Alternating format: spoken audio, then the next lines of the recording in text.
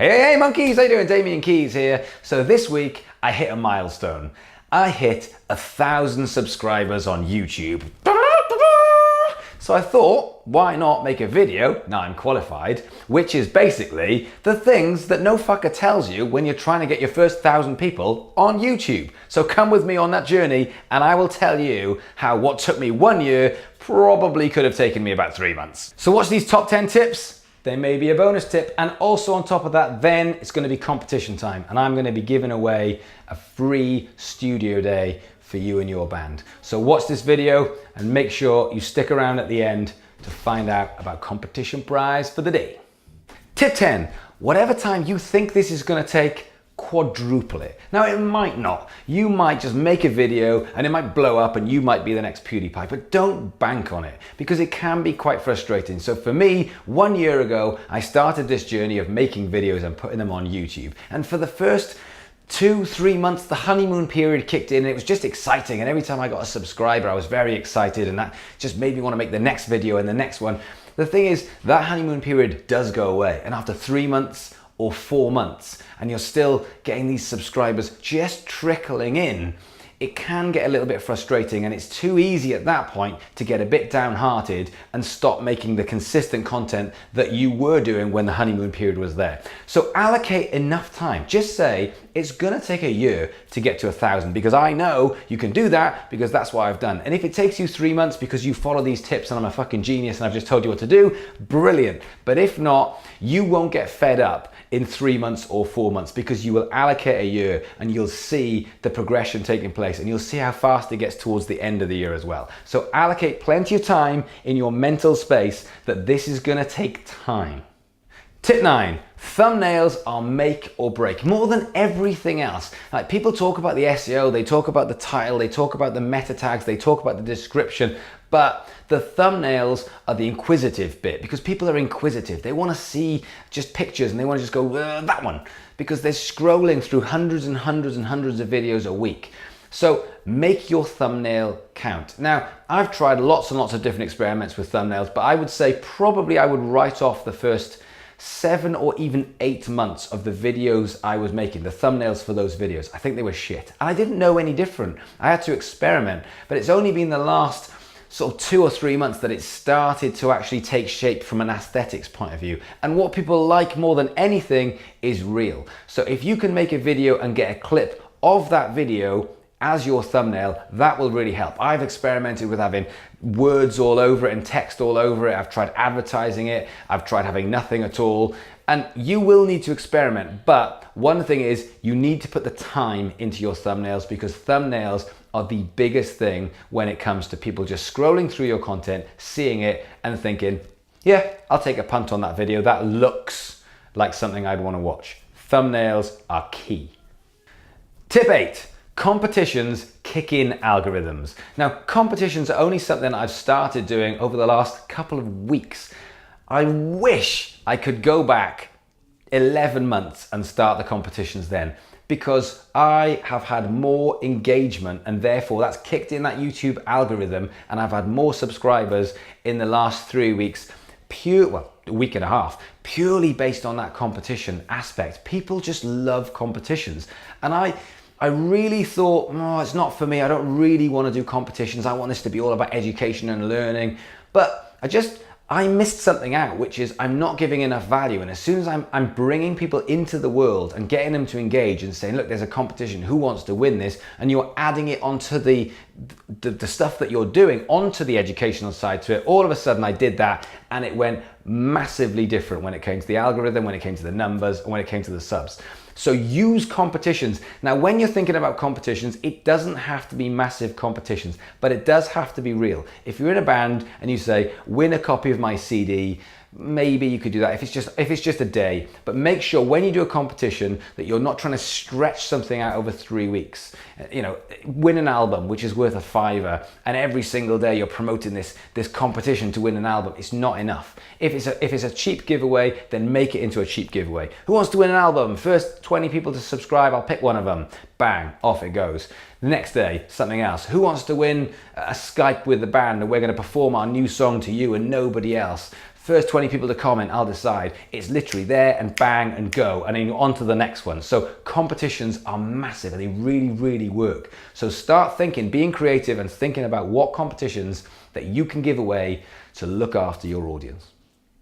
Tip 7, porting audiences is fucking difficult. My initial strategy when I started this social media thing was I was going to make videos, I was going to put them everywhere. Facebook started going crazy. I really understood the whole Facebook ads thing. That made complete sense to me. Very easy to use, much easier than the YouTube pre-roll. So the numbers on Facebook started to grow. So I was like, now what I've got to do is I've got to port the guys from Facebook all the way over here on YouTube. And people just weren't interested.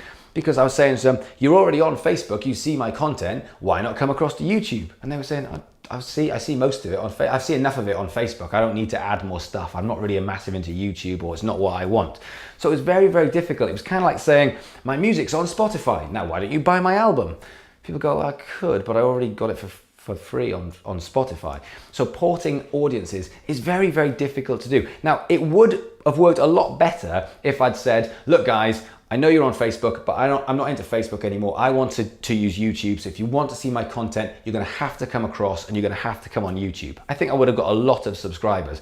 However, that would have been at the detriment to my Facebook page, and I didn't want to do that. So if you're thinking, build one platform and just port it across, very, very difficult. Your best bet is to think like a YouTuber and actually build YouTube by playing by YouTube's rules. And that means making the content for YouTube that people will consume in a YouTube way. So concentrate on YouTube being YouTube and not just content that you can just grab people and pull them from all of your other social media platforms, because that's really difficult to do. I wish I'd learned that 9 months ago when I spent a lot of time trying to port it. You can get people to come across, but as a strategy, it's just a lot easier to concentrate on this one. Tip 6, top 10s and lists, they really, really work. Now this is something that I found out about 3 months ago from Andy Guitar, who's a massive, massive help. He's got an amazing YouTube channel called Andy Guitar. He's got, one of his videos is the most viewed guitar lesson on the whole of YouTube. So he got in touch with me and he gave me a bunch of tips. Total respect for him for doing that, for helping me out. And one of the things he said is you need to have these kind of tent poles in place that people can find you, and top 10s really work. And before that, I'd always thought, oh, lists and top 10s, they all feel cheesy. I just want this to be my thoughts and me helping you. But what I didn't think about is I've got to get you guys engaged first. I've got to get you to find the video. Then I've got to get you to click on the video. And then after that, I've got to actually impart the education and the knowledge. And I just overlooked that. And it was a really great bit of advice that I got. And I probably, if I'd started doing that on day one, again, I probably could have halved the amount of time that it took to get to 1,000. So top 10s and lists, people just love that stuff. They're attracted to it. And it will also keep the YouTube algorithm flowing, because they're more likely to watch the video for longer. And that really kicks in and triggers that YouTube algorithm. So top 10 lists, they do work. Tip 5. Titles win matches. And the reason for that is because you're trying to get people to find you through searchability, and then they're going to see the thumbnail and then they're going to watch it. But firstly, they've got to actually find you via the SEO, and titles are a massive part of that. And one thing that I didn't know for a long, long time is a really great way of actually SEOing is to make sure that you've got the same title in the very first line or second line of your description, and on top of that, as one of your meta tags. So a really, really big tip is think about your titles before you make the video. Don't make a video on something, and which is what I did for months and months. I was like, I want to talk about this because this has happened today. And I'd make a video, and then we'd be sitting in the office and they'd go, what do you want to call it? And I was like, oh, I don't know, let's call it this. That was the wrong thing to do. What I should have done is I should have come up with a title which was searchable and usable, and then made the video to the title. Stupid me. Could have saved months and months and months with that one. Tip 4, creativity trumps everything. Everything, every rule, every SEO, everything. Creativity trumps it all. If you go and see some of the crazy shit that's on YouTube and how many subscribers they've got and how many views they've got, it's because of one thing.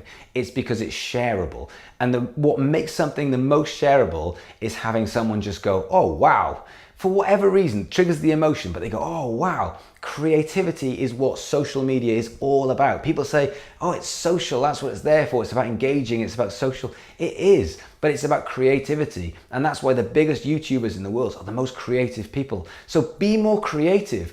You know, people talk about the lighting, and I just think, well, yeah, the lighting needs to be better, but what we're talking about here is standards.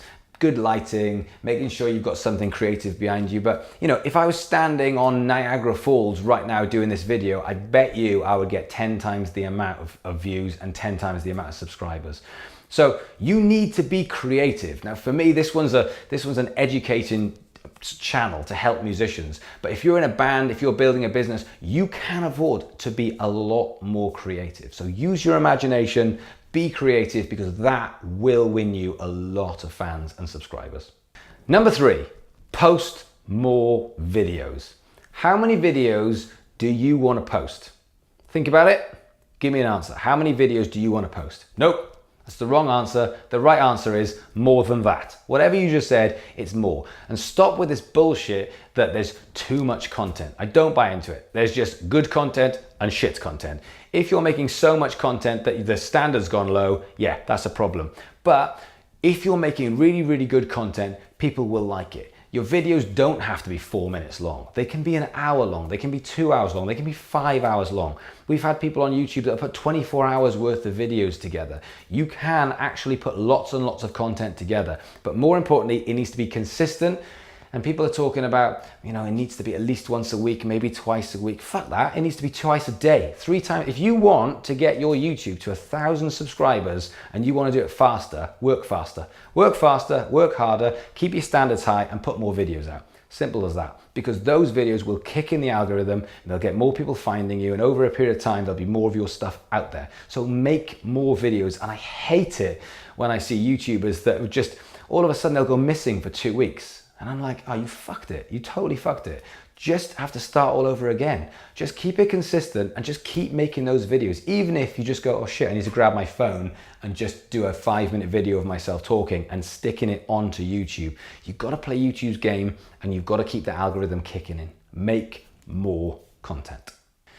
Tip 2, and this is a big one. Plan your content in advance. Now, when I say in advance, I don't mean today. I don't mean tomorrow. I don't even mean next week. This is something that I've just started doing very, very recently, and it's made a massive difference. Plan your content a year in advance. I know that sounds crazy, and it doesn't have to be specifics a year in advance, but you know when the Super Bowl is on, you know when the World Cup football is on, you know when the Premier League starts, you know when Reading Festival is on, you know when a festival that your type of band should be playing is on, you know when it's a bank holiday, you know when all of these things are coming up well in advance. So go and find them and actually make a big list so that you can start to tie stuff in, and do the same thing on a day-to-day basis with news. So if you are a band and you're into metal, then you should have a bunch of tabs open on your your Twitter or your Google, so that when a great album drops or a band does something, you can talk about it. You can just get in there, because these tiny shoots will go out into YouTube and they will be searchable and they will be findable. So you need to plan well in advance, and you need to be studying the market around you, whether it's a business, whether it's a band, and you need to be using those things to draw people in. Because if it is World Cup final day, or in the UK, it's transfer deadline day, being able to get a small little reference in will make your video very, very relevant for that time. You should use this wisely. Tip number 1, SEO smaller. Now, one thing I do is I watch a lot of YouTube videos, and I have a thing called TubeBuddy, which allows me to not only watch your videos, but go into the back end and see what you've done. I get to see what description you've got. I get to see what meta tags that you've linked to it. And one thing that I see on most videos is people are putting these very vague meta tags in. So they're putting things like rock band. And the thing is, can you imagine how many YouTube videos have rock band as one of the meta tags? It's far too vague. And at the beginning, like if you're PewDiePie, great, go for your life. That doesn't make any difference. He's got that many subscribers and that many views that YouTube will keep boosting him and pushing him. We don't have that luxury. And if you're on 30 subscribers or 100 subscribers, you absolutely don't have that luxury. So it's better off going for small markets. Like we talked about titles, going back and thinking of a title before you make a video. Well, think about the meta tags before you think about the title, before you think about the video. Think backwards on all of this, because the meta tags is how you're going to get found. So if you come up with a meta tag which you really think is going to work, which could be in your local area, it could be localized, it could be something that you can even do a search for and see if you can find some videos that have already got that. But come up with a meta tag first, then you come up with the brilliant title, then you come up with the content, then you make the video, and then you come up with a thumbnail. And I think bands are doing it the wrong way around. They're making a video, taking a thumbnail, thinking of a title, and then trying to do the meta tags. It's the wrong way around. If you really, really are serious about making your YouTube bigger as fast as you can, and you want to get to that 1,000 subscribers, which is, I'm not saying it's a million, but I wish there were these videos around, because that first 1,000 was frustrating. And now I think I could probably do it in 2 to 3, knowing what I know now. So if you are serious, what I would do is I would take at least a day. No, I would take 3 days. I'd take an entire weekend, and I would go and find YouTubers like Daryl Eves and like Roberto Blake. These guys are YouTube specialists, and what they are is they will sit and they will tell you about meta tags and titles and descriptions, but the real geeky, techie stuff that you can learn from. Don't just go and watch a video for 20 minutes. Go and watch an entire 15, 16 hours worth of these videos, because there's millions, but those two guys are really, really good, and we'll get descriptions in below. But if you're serious, these are the guys that you need to be watching videos for the techie side of behind the scenes of YouTube, of how you can get seen, rather than just the creativity as well. And this is a top 10 video, but I have another one, and this is the big one. So I'm gonna give you a bonus tip. And the bonus tip is, if you ignore everything I've just said, and you just want one cheat, one of those I'm playing Street Fighter and I'm just mashing all the buttons and still winning kind of cheats, then this one is for you. Just collab. Just spend 4, 5, 6 hours every day figuring out how you can get your content. And if you're in music, then stay away from music. Don't go and find another band. Fuck that. You don't need to do that. If you're a band and you're making music, go and find a YouTuber who makes vlogs, or go and find a business that's cool that you can attach your music to. Go and find someone who has a vlog about cookies, or go and find a gym and just say, let me get my music on your channel. If you can spend 3, 4, 5 hours a day on Twitter and YouTube talking to people and saying, I love your channel, I would love to get my music on your channel, or I'd love to come and be interviewed by your channel, or I'd just love to do some kind of collab with your channel, you will get results, because that is where everything spreads. Your face in front of other people. That's what influencer marketing is, but getting your face on other people's channels, on other people's work, it will win. So if you ignore all 10 of those tips and you just do that, I guarantee if you do that well enough, you can get to 1,000 subscribers faster than 1 year, easily. Okay, competition time. So you've watched all 10 tips, and if you've got this far, then you deserve a prize. And that prize is in the form of a competition, and I am gonna give away a day in the studio. And it can be around you. You don't have to travel to Brighton where I am. I will pay for a studio. I'm not gonna pay for Metropolis Studios. I'm not gonna pay for Abbey Road, but I am gonna find a studio of a decent size around you, and I'm going to pay for you guys to go in the studio and make a demo. And you can have it, it's yours, you own the rights to it, it's your track, I'm going to pay for that. So if you want that, all you've got to do is you've got to comment below, hashtag 60minwin. And then if you really want brownie points, 2 things you can do is you can actually tell me what you're going to do, what song you're going to do, tell me a bit about your band. I genuinely read all your comments. So I might not reply to all of them because there's a lot, but I am reading them. So tell me about you, tell me about your band, and tell me about what you want to record and why you want to record it. Give me some background on that story. Hashtag 60minwin, and I'll be paying for one of you guys to go in the studio for a day. Have a great time. Make sure you subscribe, big brownie points. If you want to go on Facebook, Instagram, all the usual stuff and subscribe, I do notice these things, I am watching. So if you want brownie points, that's the way to do it. Subscribe on all my shit because it's value for me, therefore I'm bringing value for you guys as well. Have a great day, see you guys tomorrow.